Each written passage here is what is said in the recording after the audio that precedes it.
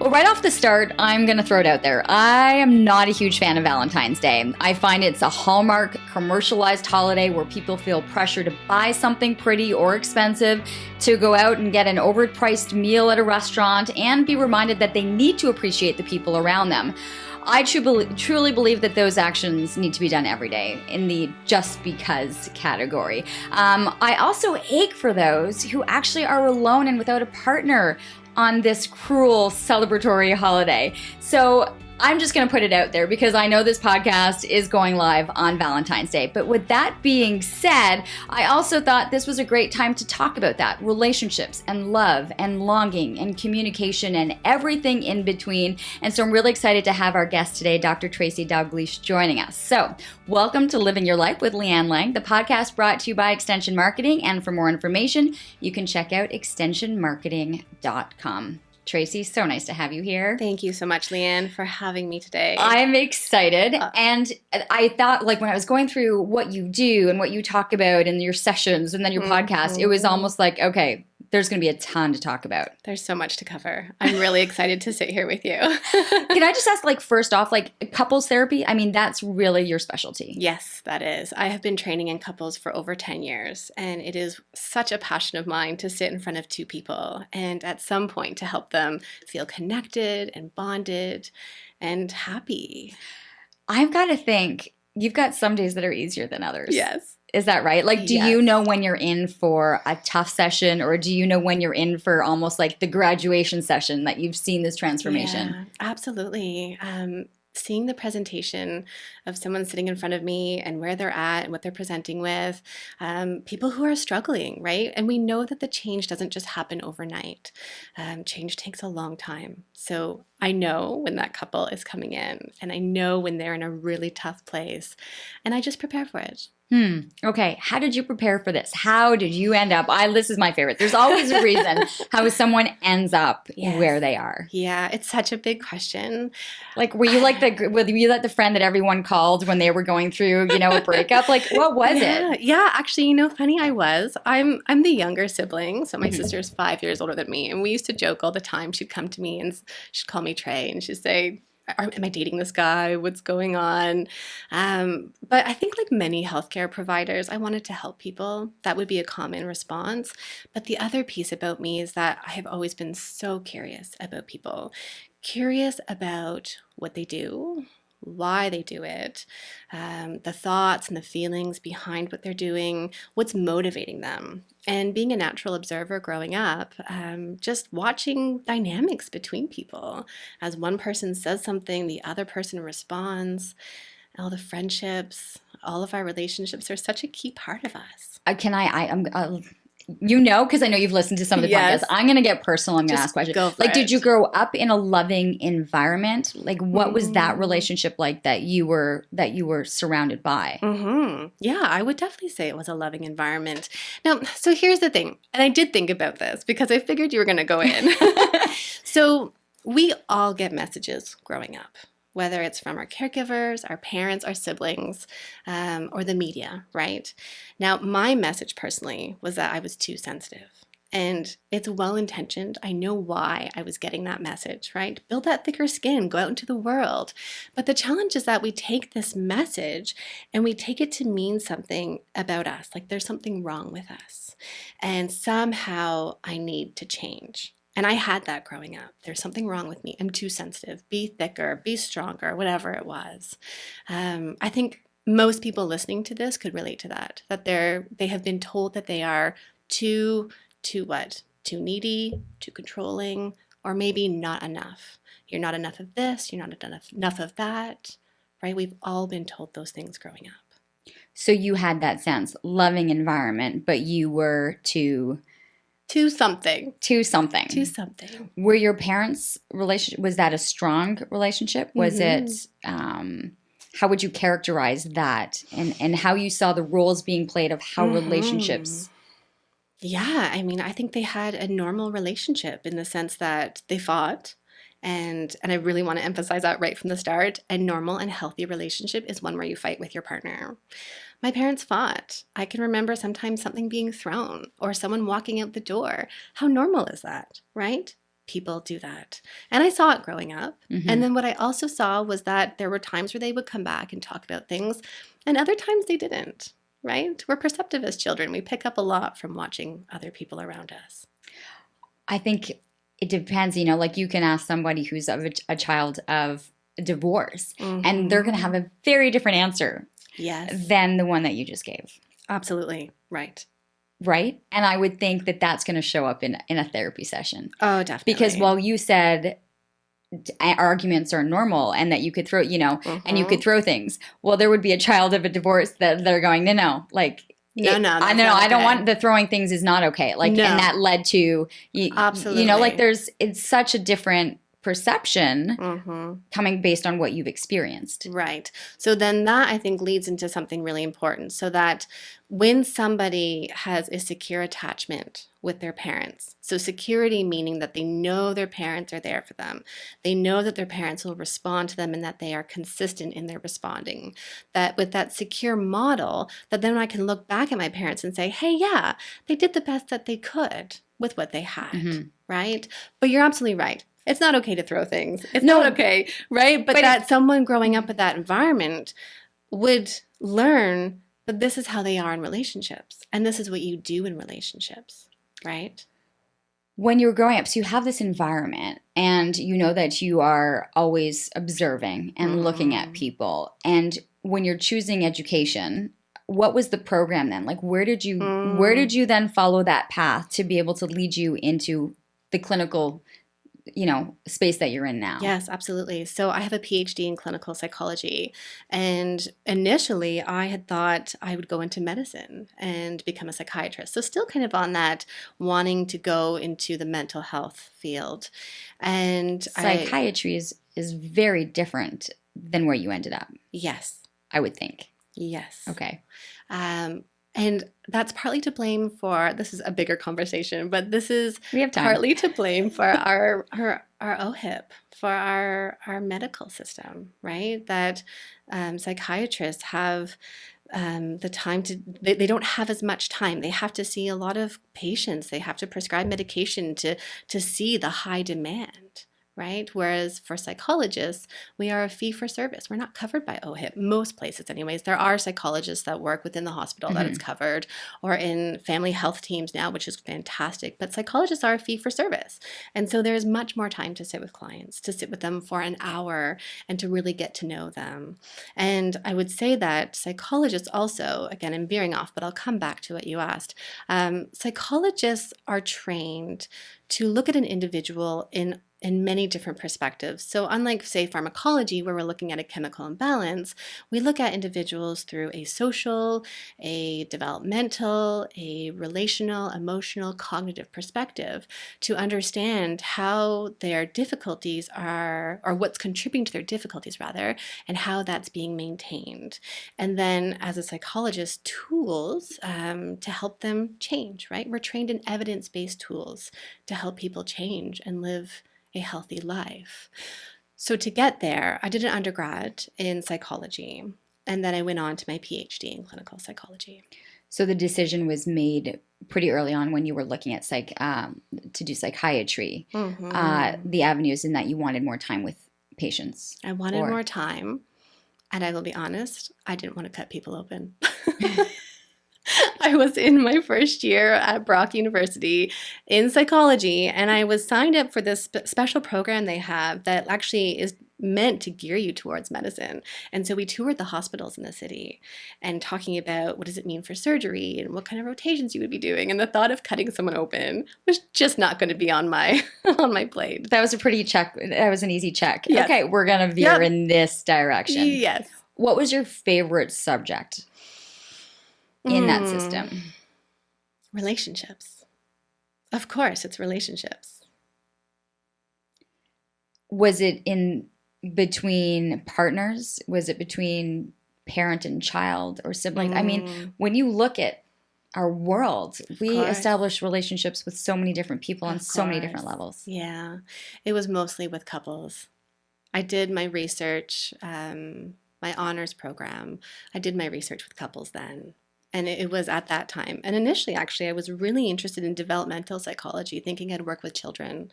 And then something shifted for me, seeing the dynamic between two people, seeing how important your significant other becomes. That really spoke to me for who I am as a person and what I wanted to do later on. Okay. I am going to get personal in this Yes. because it fascinates me. I would think people are wanting to go into a session with someone that they think has a healthy, stable, good relationship with their partner. Right. Do you feel that pressure that you better be kind of presenting like, Right, of like course. how do you maintain when you want to be, strangling your partner's neck and yet you're coming in, how do you portray that? And I know that there has to be confidentiality, but I would be the first question I would want to know. What's your relationship like? Right. So if you were coming to see me for therapy, if I'm coming to see you for therapy, I want to know that things are just, hunky. Are they hunky dory behind your closed doors? So I want to answer. Here she goes around the corner. So I want to answer that in two ways. So the first way is that when I am in the room with my clients, I'm objective. That I'm not thinking about what is going on in my relationship, or does this remind me of something my husband does, or what just happened with my child that day, or that kind of thing, right? So I'm very objective. And actually, I got feedback from a client recently. I worked individually with them, and they said, I was surprised at how objective you remained to both of us, even though you were only working with me. Right? So it's the objectivity that I think is really important when you're going to see a psychologist. You won't know stuff about me unless you look me up, which I don't recommend always doing, right? I'm on social media. I'm on a platform to help get therapy out of the therapy room. And what do you mean by that? You want therapy out of a therapy room? I want to reach more people. I think that therapy is expensive and it's timely, and that people want more information, and people are on social media. So why are we not sharing things, evidence-based tools on social media? People will go and read a book, right? So that's also the piece that I want to be able to do, is to reach more people. People will go and read a book. I mean, I go into an Indigo Chapters. I mean, there are shelves upon shelves of self-help, and I know. You don't even know where to start. And it's like self-help on this and on this and on this. And then that brackets down into like 20 different subdivisions of what you think you might be dealing with. And Leanne, who are you reading? Does that person have training behind what they're talking about? Right? I want to use my training to be able to reach more people. So how are you hoping to do that? I know that you had mentioned, and I mentioned it, like you have a podcast. Is this a platform to be able to come up with a topic and just you talk about it? Absolutely. So it could be a topic that might be a theme that's coming up with a lot of my clients in therapy, or it could be something that people struggle with a lot. I just recorded one on boundaries, right? How often do people struggle with saying no to somebody, having a boundary, asserting yourself?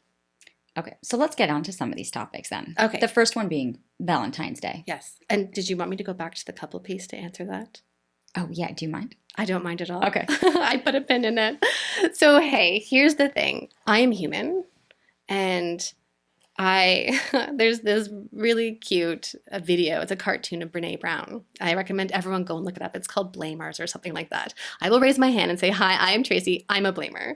And even when my husband's not home and something happens, I'll say, he did it. Of course he did. He didn't put the laundry away, or whatever it might be.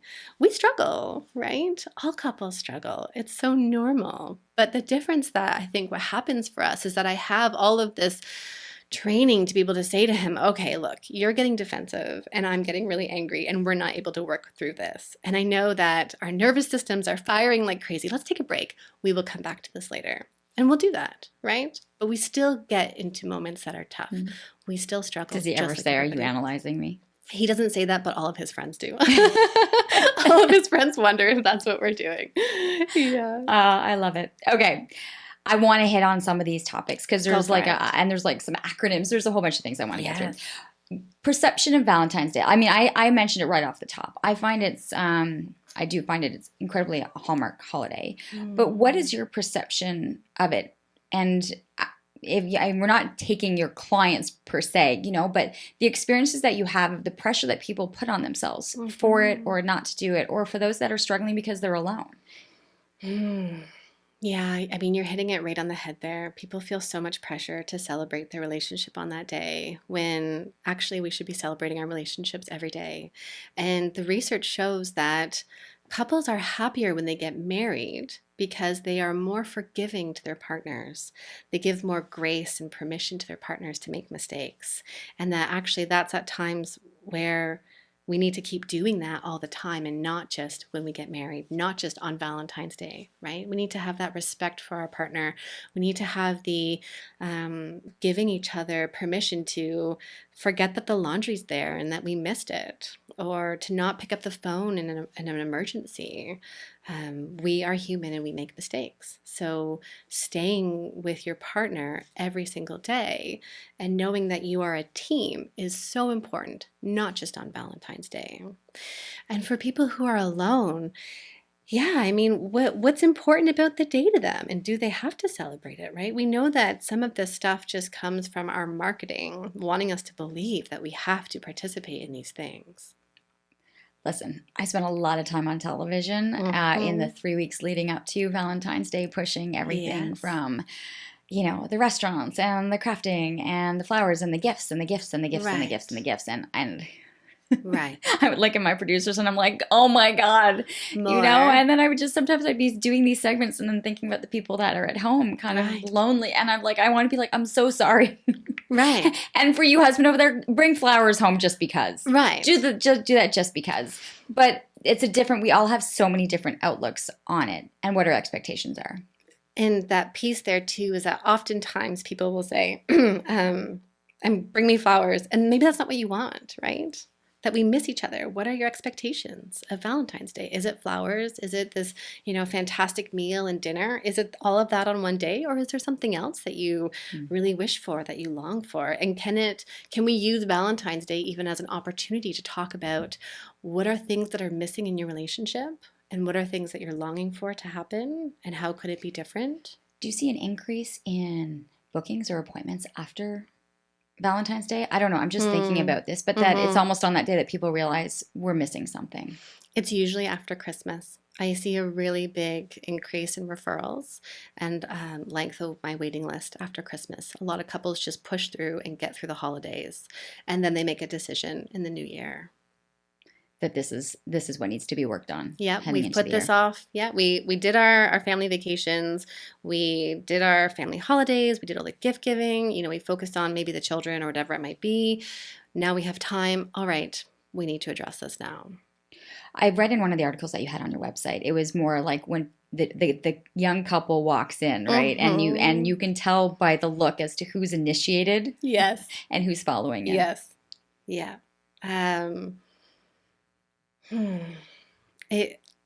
What's the question there? What is the demeanor of the person that is initiating the conversation, or the one that's coming in reluctant, or who starts the talking, or how quickly does that evolve by one person feeling that there's issues and then the one that's then all of a sudden it's like regurgitating, like it's just endless. Right. Yeah. So usually there is one person that tends to be maybe a bit louder in the relationship. We know that when we are studying couples and the dynamics that happen, 80% of the word we use in the research is blamers or pursuers, but 80% of the person who falls into this category or this type of dynamic in the relationship tend to be women. And that's often because they are the relationship holders, or they are more vocal about their emotions and their needs. That's why. So oftentimes it is women, but then the other 20%, it is men. So going into the dynamic of what I see in the room, that there's one partner that is reaching for something, that is wanting to have that closeness and can't get it from their partner. And so they're trying to do anything possible to get it. It's like the analogy of knocking on a door. Hello, are you there? Knock, knock. I need you. Where are you? You're never there for me. Why can't you just do the dishes? Show me that you love me. I'm angry, right? So that's sometimes that person that starts in therapy. And the other person who is maybe more quiet, maybe a little bit more withdrawn, they have a lot going on under there as well. But sometimes they don't know what to do in that situation, that they've actually shut down because of the anger that they see in their partner. And so they don't initiate that. And they just try to keep quiet. Or, I have some clients that might say, I just try to tiptoe and to not get her angry because I don't want to see her angry, or I don't want to see that person angry. They're tiptoeing, walking on eggshells. Yeah, I've always used that. Or they're defensive. But the thing though, so here's the dynamic that happens, is that the partner is looking for connection and reaching for their partner, and the other person shuts down, maybe is defensive and scared. And the more that person shuts down and withdraws, the more the other partner knocks on the door and says, hello, are you here? Let me in, right? And so the thing that all of my couples hear me say is that neither one is to blame. And I want to hear from both of them in that first appointment and throughout our work together, because I know that in relationships, they get into this cyclical dynamic. It is a self-reinforcing cycle that they're not able to get into. As one gets angry and upset and reaches, the other shuts down and gets quiet, which results in the other partner getting more angry and upset. That in itself is, how many people are just sitting back going, this is our dynamic at home. Right. But you said that, and it got me thinking, because you're like, hello, are you there? The dishes, you're starting to list off things that you're looking for. And that brings me to what I remember and people talking about was this language of love. Mm-hmm. Are they looking for communication? Are they looking for touch? Are they looking for chores? Are they looking for gifts? Yeah. When do you realize what it is? Or do you even believe in this? It was like a massive social media call out, right, for a while. The 5 love languages. What language are you? Yes. Did you see that? Did you read it? Did you have clients coming in? What was your take on it? Mm-hmm. This podcast is brought to you by Extension Marketing. They're a new breed of marketing agency that acts as your virtual marketing department, designing and implementing cost-effective marketing strategies that will grow your business. I can speak to this personally, as I've been using the Extension Marketing team to help me launch and grow my business. Founder Pat Whalen has been a lifesaver for me, a genuine coach, guiding me along the way into uncharted territory. Tell them you're a friend of the show and receive a free 1-hour consultation.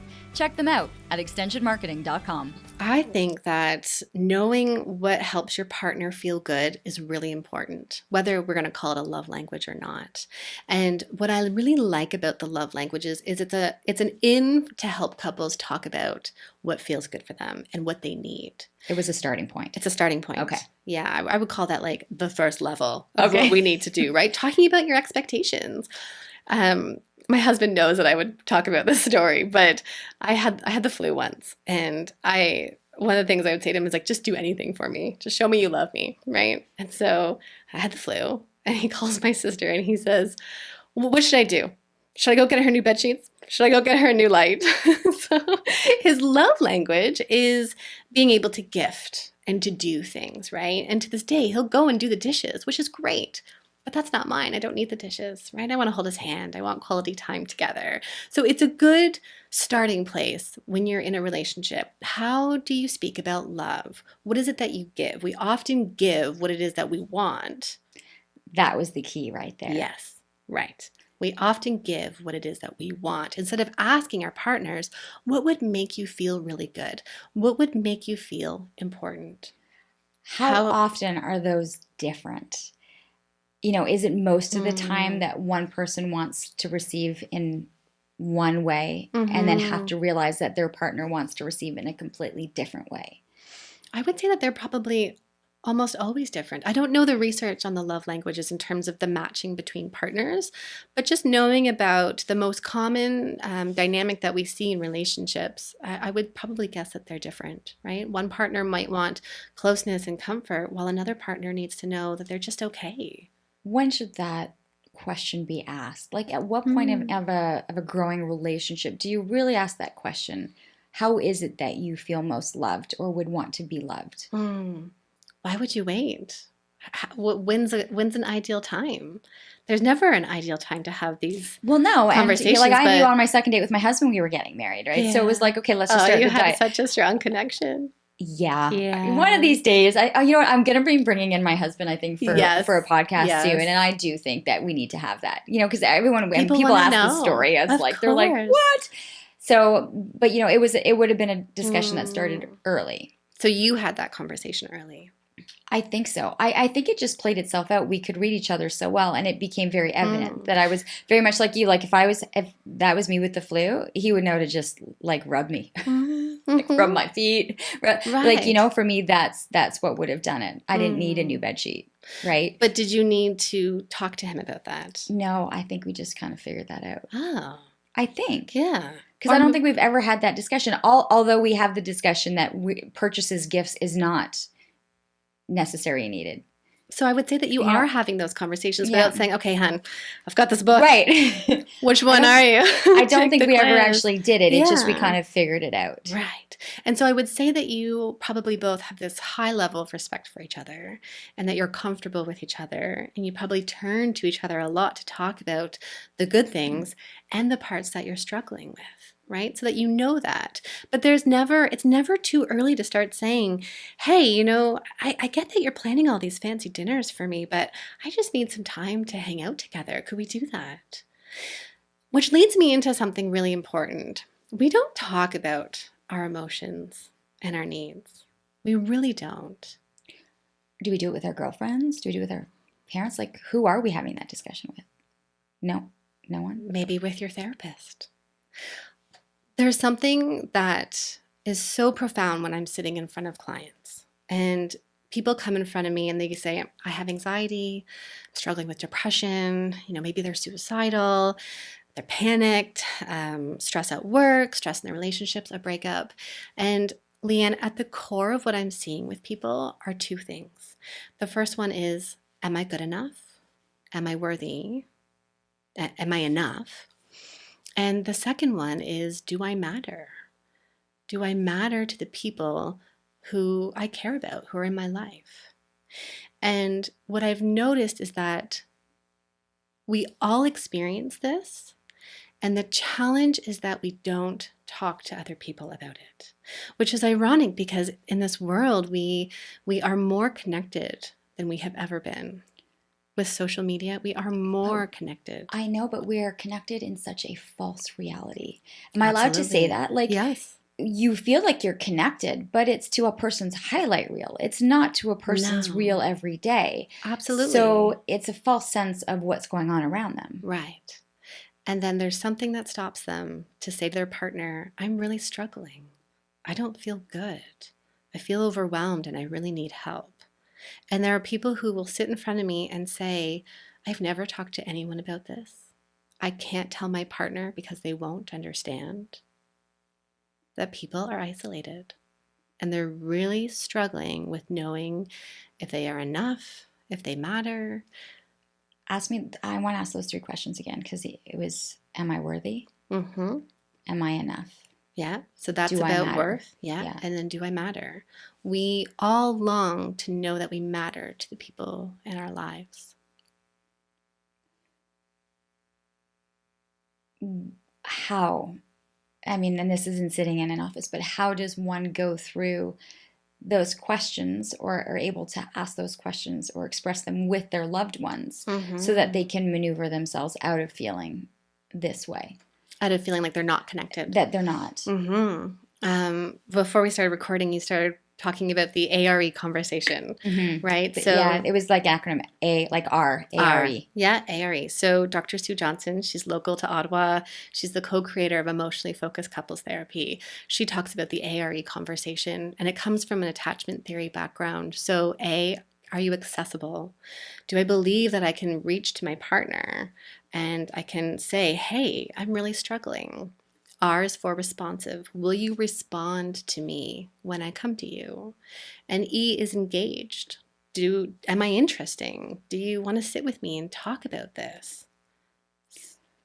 If you're able to answer yes to the R, there's a good chance this relationship has a chance of being fulfilled and being successful. I'm assuming if there's a no to 2 out of 3, it might not be working. It might not be. And maybe they're struggling and maybe they need help, right? And so that would lead us to talk about feeling insecure in their relationships. So if you can have an ARE conversation with your partner, you're likely feeling really secure. You have a If you secure can even have that bond. discussion with them. Right, absolutely, right? Can I turn to you when I'm really struggling? Will you respond to me? Right? Will you listen to me, or will you just dismiss me and say, "Oh, get over it. It's fine. You think that's a hard day? Let me tell you about my day." Right? And are you engaged with me? And we know from the research that couples who are insecurely attached are more likely to have distress in their relationships.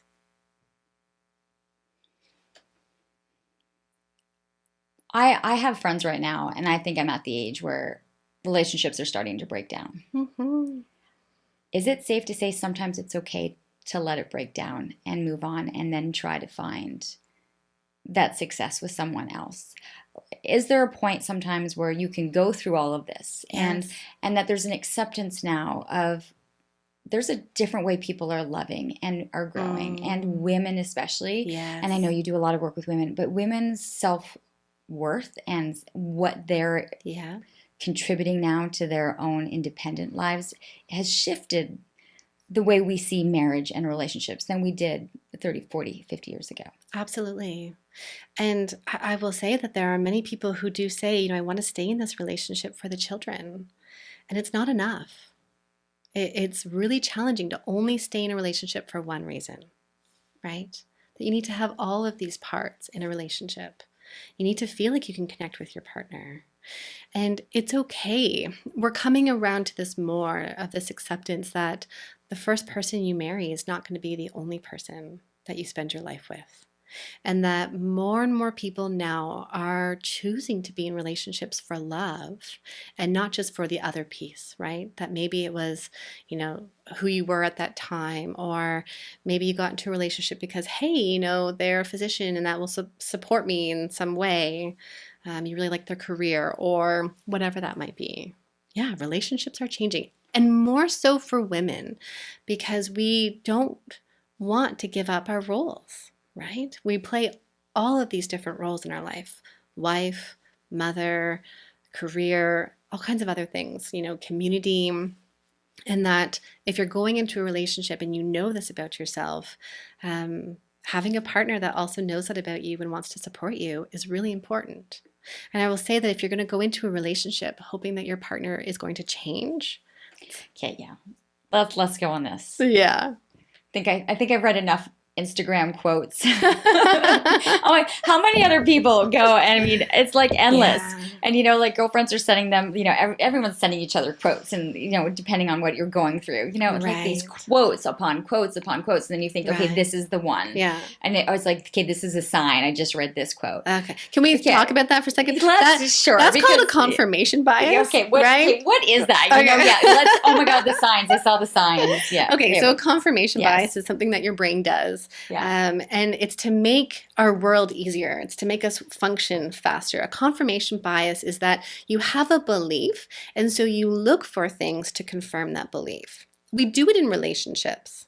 Okay? So we're looking for the signs. We're looking for a confirmation or something. At times we do, and it is important to be aware of that, even in a relationship. So if I have the belief that my husband never puts his socks, my poor husband, if he never puts the socks in the laundry, just as an example, okay, then every time the socks are on the floor, there he is again. He never does it, right? And I believe that he's not helping me in the house, but I don't see that actually he put the laundry away that day and he did the dishes and maybe he helped with meal prep, or he's like been planning something else, or he's stressed at work, whatever it might be, right? So I confirm what it is that I believe. He doesn't help around the house. Oh, look, the socks are on the floor. So we do this even with the Instagram post. When we see something, we're like, right, there it is. See, this says it. It confirms what I'm thinking. Or when people are looking for a sign or a song or anything, like, the rainbow came out. That means, like the birds chirped as the song came on. Like, do you know what I mean? Like, it's like sometimes you just hear these things and you're looking for Sometimes signs. We do. Absolutely. Instead of learning actually to trust ourselves, right? Our body has so much information, but we've learn throughout our lives to tune it out and to not listen to it, not listen to our gut. When you say that, then, what are we listening? What do you want your patients or clients to, when you say listen to your gut? Yeah. Our mind is so busy. We have something on average of 40 to 50,000 thoughts a day, which is pretty unreal when you think about it. 40 to 50,000 thoughts a day. And if you're to sit here and listen to all of those thoughts, you can't possibly make a decision. So for example, oh, my belly's kind of gurgling. I think I'm hungry. I wonder what I'll have for dinner tonight. And I wonder what's going on at home. And when I have to pick up the kids. And what about that work, right? So our minds are really good at telling us all of these stories. And what happens, though, is that we stop tuning into what we need in the moment, what's present in this moment, and how we feel.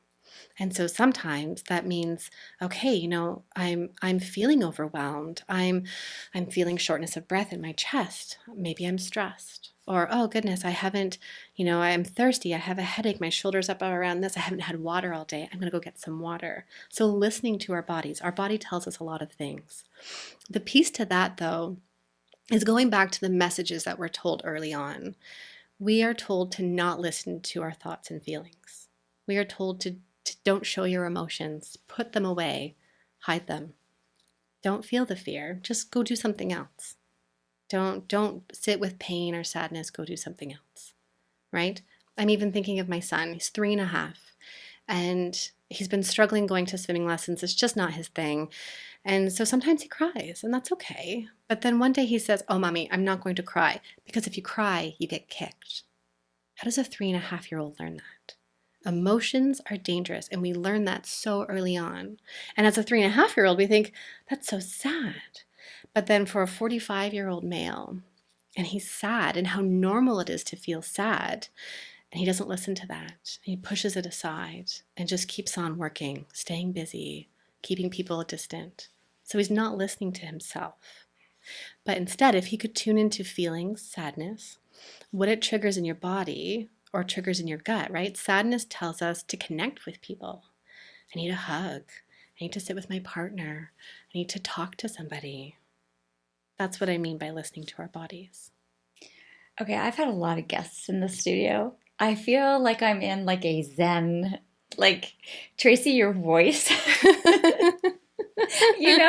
It's like I'm sitting in a meditative, in a meditation right now. And it's like these positive, kind of endearing, this is where we're going to focus. This is where we're going to guide you. Yeah. I can see why, there's like this gift of like there's a soothing to you. I don't know if your clients have ever said that. They do. Like there's almost like a soothing, like you're giving permission. It's almost like a permission. I'm permitting you to kind of go there. Yeah, of course, absolutely. Right? That I'm sitting here with you, and I'm being open, and I want to connect with you, and I'm being present, right? Not being present. Sorry, you say things, and then I'm like, okay. So let's talk about being present. Right. Our devices. Yes. Do you ever, I'm wondering, like, are there clients that come in and be like, they're addicted to their phone? So whatever attention they were, that eye contact that we used to have is gone. These devices are robbing us of our interaction. Yes. All the time. So many people. And I will also say for myself, when I got my screen time notice, no way, that's not possible, right?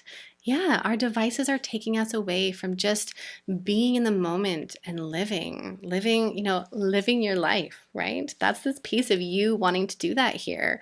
Put your phones down, turn them off. Just be in whatever it is that's happening in your life. But going back to that emotional piece, people don't want to feel that. They will do anything possible to not feel anxious, to not feel sad, to not feel pain. And going on our phones is one of those ways to keep those emotions away. Has a phone been brought up as kind of a top 3 issue when you sit in with patients? Absolutely. Yes. The phone. Yep. the phone, whether it's the iPad or the computer or the phone, whatever technology that's in front of us. And we used to think that TV was kind of part of that, but it's a different level. It's this ability to get information at any way you want, right? Like for me, television is like you tune out. It's almost like you just need to tune out. I'm not tuned out when I'm on my phone. I'm actually tuned in to things that are, right. that I'm either interested in or that I don't even realize that you're looking at. That I'm scrolling through. Right. Yeah. There's research showing that you are actually getting hits of dopamine to your brain when you're on social media. And that's the feel good chemical, right? That every time you go on there, someone likes something or you see that little red thing, it's a hit of dopamine. It feels good. Oh, look, isn't that good? And so it keeps us doing it, right?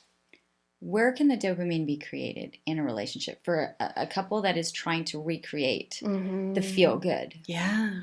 Because it takes a trigger, right? It's a hard switch to go from taking the steps to come into an office to say, we have a problem, to initiating the dopamine, the good things that are going to come out of it.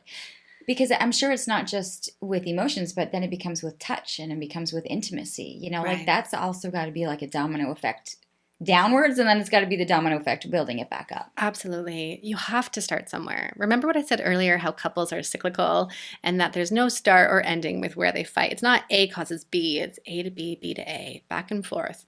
And somebody has to start somewhere. Sit down at dinner and share one emotion a day. And when one person shares it, this is actually a homework that I give to many of my couples in those first sessions. One person shares an emotion. And I also talk about, don't just sit in frustration. We often talk, I was so frustrated. Expand that emotion. Google the emotion wheel and look up all of the emotions that are in there and start talking about something that happened in the day. I felt sad, I felt pain, I felt fear, I was excited. Share one emotion.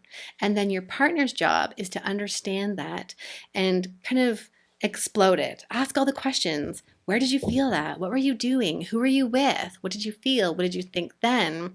Have you ever felt that way before? Right? And putting the devices away, carving out time where you're not on your phones. 5 p.m. to 7 p.m. Put your phones away. Reconnect during the day and share something inside of you. That's one way to start. Can you give me other homework assignments that you have? No, I'm serious. I want to see that. So when you first started dating, you probably greeted each other at the door, right? All the time. Or you're excited to text each other. Oh, look, our phone, right? Who called me? Who sent, we were on MSN Messenger back then. And just renew that. Start doing that. We take our partners for granted, especially as the years go on. One exercise homework, top the dog. You know how you have a dog and he's the first to greet you at the door. Do you have a dog? I don't. I have a dog. He loves to beat all of us to the door. Now it's not just the dog. The 2 kids are running to the door and I'm at the back. I'm trying to make space for myself. Top the dog. Get to your partner at the front of the door. Whoever is home already, go and greet your partner. Give them a kiss. Give them a hug. Start putting those things back into your day. That's a great way to start building connection. Or if you're out just going to get groceries or something, do it together. Hold hands. Hold each other's hand. Or offer to, even just rub hands together, right? If we're going to sit and watch TV together, find some way to connect. Those are 3 easy things right now that someone can do. That you could do right now. Right now. That's the right now. Right now. Yeah, do it today. And the other thing is nobody is right or wrong. Everybody has their own experience in a relationship. And that the key to a really healthy relationship is understanding what your partner's experience is and then helping them understand yours and then finding a way to kind of create this world together, right? It's not you against them, but that's what happens in relationships. We were once on a team at the beginning. We gave each other permission. We had so much respect for each other. And that's what was exciting and nurturing and secure in some way. But then we start to play volleyball on the opposite side, right? And so you only see the ball coming at you. And someone has to make the decision. Just take the risk. Go on the other side. Play the game together. That volleyball analogy is really good. Because... And I think a couple feels successful if they haven't dropped the ball. Right. You know, like it's just okay. We've managed. Like we're volleying. It's going back and forth. Right. At least we haven't dropped the ball. Yeah. You know, like that for them that could be success. Sure. But you're saying work on it together. Be At on least the same volley team. on the same team. Be on the same team. Yeah. I'll take your analogy and take it. So be on the same team. And right. Because in volleyball, it's 3 passes and then over. Yeah. So be on the same team and then put it back to everybody else. So as a couple, put each other in a bubble. You are a unit. Your partner has to be your top priority. If you are sending, say, texts to your best friend, if I tell my best friend everything about my day, I have nothing left to give to my partner. We need to nurture that bond first, right? Or when it comes to family, being able to, look after each other before then looking after parents or in-laws. Oh my God, I can't imagine what those sessions must be like. when the couple's actually doing quite well, and then you add in the the outside factors, right? Add in religion, add in family beliefs, add in the change of two families from very different backgrounds. Right. So Leanne, we know. Okay, so I've been here just thinking like simple. I mean, and then you can just complicate it 1,000 times over. The research shows 4 things that couples often fight about: sex, kids, finances, and extended family. And what I've learned. Okay. I'm going to start. What? Veronica's just lost it. Here's on the other side. Is that like 25%? Like, I mean, you just listed 4. Yes. Is it like split around like 25% around the wheel? Is it? It was. Probably not, no. How would you say it usually comes in? I think that all depends on the couple. It was sex, children, finances, extended family. Okay.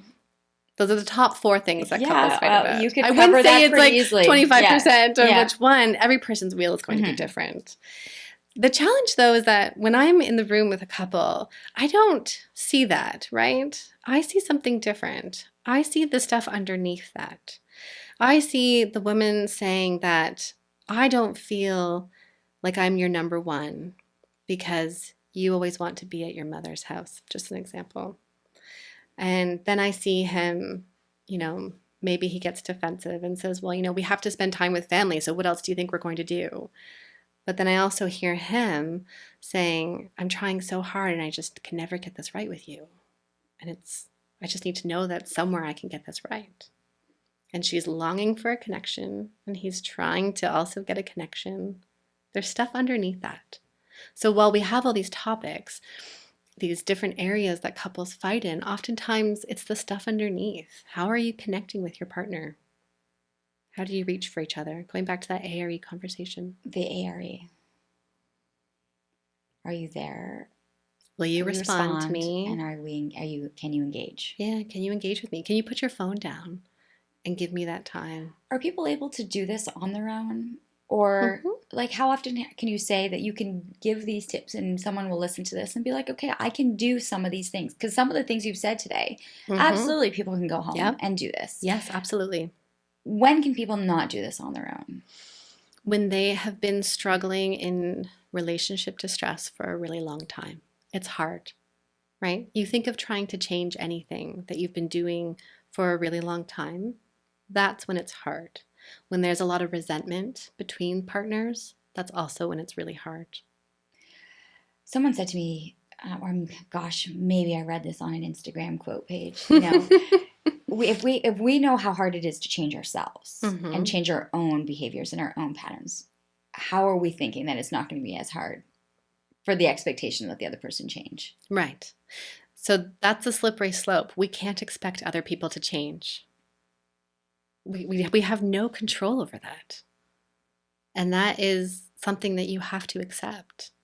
And you can do your work in a relationship. So I'm thinking of a couple. You can do your work to change what it is that you do and gain insights. But at the end of the day, you can't change your partner if they are not willing to.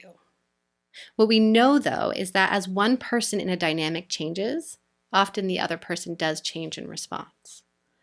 But again, if you're in a relationship hoping your partner will change, there might need to be some acceptance in there.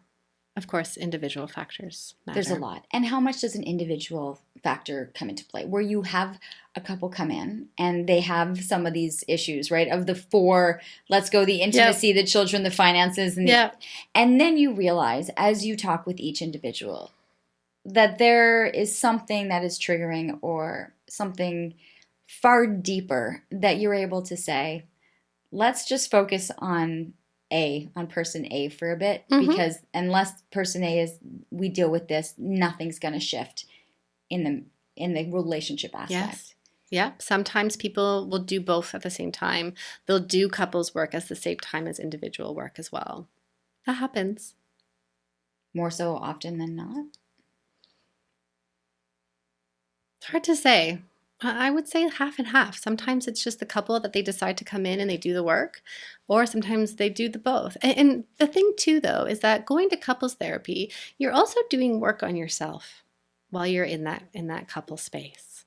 So learning to share your needs, learning where things come from, learning where you learned that, you weren't good enough, and how to share that and how to start to change that in therapy. So there is definitely the individual work that you're doing in couples, but then also that couple piece.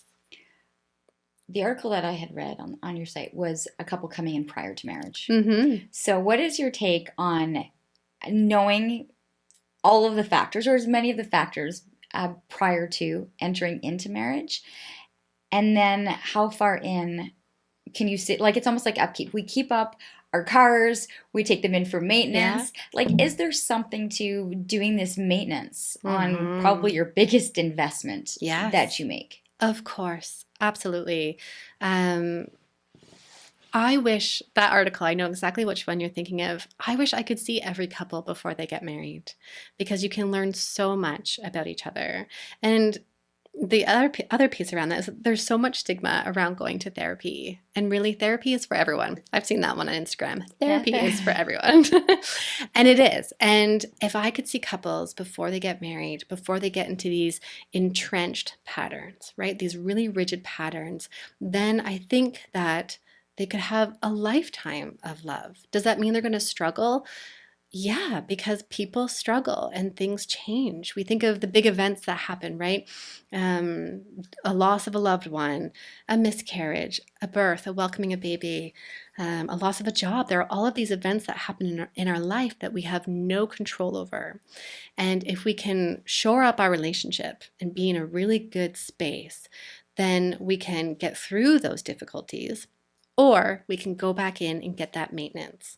So the couples that I do see early on, we do a lot of learning and understanding about each other individually, where they learn some of those beliefs. Maybe the belief that they're not there for me, or that there's something wrong with me. We can work on that and learn to communicate that between each other. We do communication skills, so talking about I feel and moving away from patterns like criticism or defensiveness. We also talk about emotional validation, how to validate your partner, how to prepare for transitions like having a baby, blending families. And then if they could come for the maintenance piece, it would just be, kind of check boxes, right? But it's important for everybody to do that. But we get stuck into we are not going to go until we are at rock bottom, and then we go. And if you wait that long, therapy will take longer. You're pushing off the inevitable. Mm.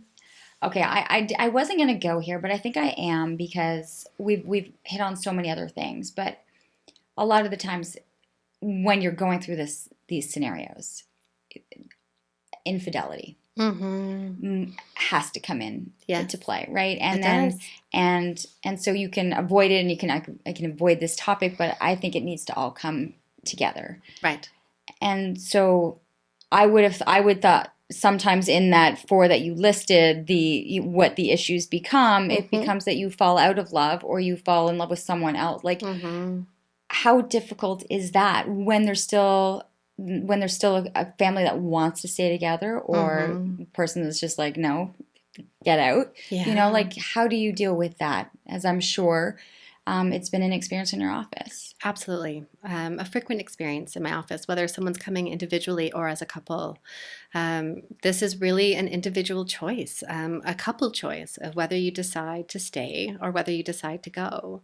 My understanding of infidelity is that, yes, there is an injurer, so that's the partner who has stepped out. And that hurts. That's really hard. But I also know that in a relationship where infidelity happens is that there was a lot of emotional disconnection or something else between those partners. So that while the one person stepped out, what else was going on with the other partner? And that's not to blame the other partner in terms of that infidelity, but to look at what was happening in the relationship that was leading this person to step out. Is there a better success at people staying together when they're able to have that dialogue? Or are there aspects where people just don't want to have the dialogue? They prefer not to. I mean, that depends on the person. And I would say that if you're open and if you're wanting to, and to know that you can work through infidelity. Couples do all the time. And that sometimes over time, over a lot of work and healing, they come to tell the narrative of their story, that we are a stronger and more connected couple because of what happened. The analogy I like to use is if something really difficult happens in your relationship, someone was sick and your partner wasn't there for you, infidelity, a loss, something big. If you and your partner miss each other in that, your partner wasn't there for you, or something really hard happens, if you don't heal that event, it's kind of like every time you go to fight, a book falls off the bookshelf and lands right to that page where it says, you did this. So we have to work through this stuff. We have to address it. We can't bottle it down or shove it away, which is That's so interesting. A book falls off the shelf and it lands on that same page. Every time. Just like so many little things, for everything and your thoughts of life and how you deal with situations. Yeah. And issues. And if there's anything that I've really come to learn is that our emotions are so important to us. And we've learned so hard all of these strategies to get away from our emotions. Don't feel them, bottle them up. And they have to come out in some way. So for some people, they become really anxious, or they become depressed, or they overwork, or they become super caregivers because they're ignoring their internal experience. They've been told, don't listen to it, and then don't tell anybody. And overcompensate? Overcompensate or undercompensate. Sure. All kinds of strategies. And yet emotions are like, that a bottle. And I love analogies. I use analogies all the time when I'm trying to talk about things. It's like, that boiling pot of water, you hold down that lid. And what happens when you hold down that lid? The emotions are still there. The water is boiling and it has to come out in some way. And what's healthy is lifting the lid, letting some steam out, putting it back on. And oftentimes if we don't feel our emotions, talk about them, share them with other people, connection is really important. If we hold down that lid, it boils over into something else. Anger, we blow our top. Depression, grief, all kinds of things. I'm interested to see how you're able to connect like this through your podcast in terms of subject matters. So I think it's going to be really interesting because it hasn't come out yet. It hasn't come out yet. It's coming out soon. I know. It's because you've done a whole bunch of segments already. Yes. How did you go about planning what you wanted to discuss and how you wanted to, as you mentioned at the top of this podcast, make it more accessible to everyone? You said therapy is expensive. Yes. But there's a way to get this information out. Right. So in terms of how I just decided on the topics, what are people struggling with? What are the themes that I'm seeing in my therapy room? And then taking those as topics and finding guests to come on and talk about them, finding people who are really powerful in what they're doing. I think of someone like you, Leanne, you'd be a great contributor to have on my podcast, but to just talk about being human and having a human experience. And actually, one of the pieces that really led me to do this was that I was getting a lot of feedback saying, oh, you're a psychologist, you probably never struggle with this. Or, oh, you're a psychologist, you probably have a great relationship and you never get angry with your husband. And actually, I'm human too. So the foundation of the podcast is to let you know that I too am human, and we're going to have a human connection through the episodes. Where can people find it? When is it coming out? You can find it wherever you listen to your podcasts. Okay. And the title is I'm Not Your Shrink. And it is intended to help people. It's geared towards women, but I also have episodes that men can also benefit from listening to. It's geared to help you change the dialogue in your life, to live a meaningful life and a whole life. And it is coming out on February 19th. Okay. So I'm very excited for that. So in just a couple of days, I'm Not Your Shrink. I'm Not Your Shrink. Is the title of the podcast, which has Yes. a number of episodes ready to go. And you have your website too. I think that's, I kind of went and Google stalked you and stuff on there. Where can people find you? So you can find me at drtracyd.com, or you can also find me on social media. I'm on Instagram, Facebook, LinkedIn. And I love to hear from people. So if you have an episode that you'd want to hear addressed by a psychologist, please send me an email, reach out to me. Yeah, it'll be great to get topic ideas. Yes. It could be endless. Yes. Well, I'm just thinking here, I mean, I could have come up with 20 of them, but then I have to cut off. I think we need to have more conversations. Because it's amazing how fast an hour goes by. Tracy, it was a pleasure to have you on with me. I want people to know that they can find this. I think your podcast is going to be great. Lots of fantastic topics and what a great concept behind it. And I like just the thought of opening it up, that people should have access to understanding this information rather than always needing to pay absolutely the couple $100 it is to sit in an office right now to be able to do that. So you have that. You have my podcast, which continues to kind of bring in these guests so that you can feel like you have the information and that information is out there. Please, if you can, subscribe, like, share, let people know that this podcast is out there and be able to kind of get that message out that there are topics, there are questions that are being asked to help you live that better life. So that is another episode of Living Your Life with Leanne Lang. Thanks for listening. And if you are celebrating on this Valentine's Day, just make sure you kind of look them in the eye and be like, I appreciate you. Yes. You are worthy to me. You matter. And give them permission to make mistakes. Awesome. Thanks so much. Thank you so much, Leanne. All right, that's a wrap.